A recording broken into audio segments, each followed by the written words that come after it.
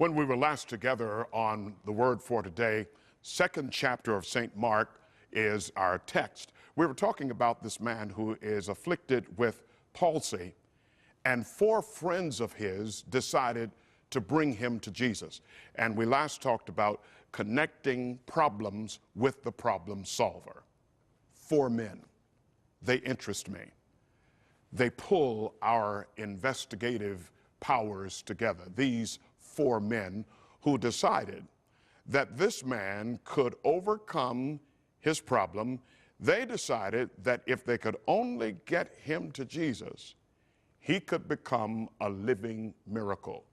So they took it upon themselves. And what is so interesting in the text is that you don't see these men talking. You don't hear them talking. There's nothing in the text that says they said anything to each other, but they were a unit. They were unified in their desire to make sure that their friend got to Jesus. So the 4 of them took him on his cot. And this is a great lesson in problem solving. They saw a problem and they decided a way to get through it and to solve that problem. They were mission-minded. They were not only mission-minded, but they were committed to a cause. And this is where the millennial church has to be today. We've got to be mission-minded because that's what Christ said we should be. Go ye into all of the world. That's our stage. That's our area of performance. And we must be committed to the cause. These 4 men are not about themselves. These 4 men are about the man on the cot, the man who cannot walk, the man who is lying there twitching, the man who has lost control of his muscles, the man whose body is being encroached upon by disease daily. His case is getting worse. But they said his case is not so bad that the master physician, Jesus Christ, Jehovah Rapha, cannot heal him. And so they took him and his cot, and they brought him to the house where Jesus is. Now, we get to see their commitment to getting this man to Christ and their commitment to getting him healed. You know, it's not enough to bring people to Christ. There must be the desire for healing, wholeness, completion, deliverance. These 4 men are committed to getting this man through. They're going to get him to the other end of the spectrum. We don't know how long he's been sick, but he's been sick.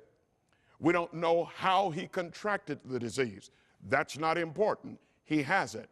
The men who brought him to Jesus are committed to the fact that Jesus is a healer and he can heal and that he would heal the man. So they bring him on the cot as he is to Christ. And when they get to the house where Christ is, there are so many people, they can't get him to Jesus through the traditional means of coming through the door. These gentlemen believed Christ enough to become even more creative. And sometimes in ministry, and I speak of ministry in the generic sense, not only from those of us who occupy pulpits, but from evangelists in the pew. So many times in ministry, there are the pitfalls, there are the difficulties, the challenges, the incidents that seem to keep us or bar us away from our goal, the things that try our commitment. Well, when they saw a greater problem, these 4 men, they deepened their commitment and they deepened their resolve that they weren't going to get this close and miss the master. You know, you can still miss him, but they said, we're not going to miss him. We're going to find a way to get him to Jesus, because it is only in getting this sick man to Jesus that his condition can be reversed. And so they found a way.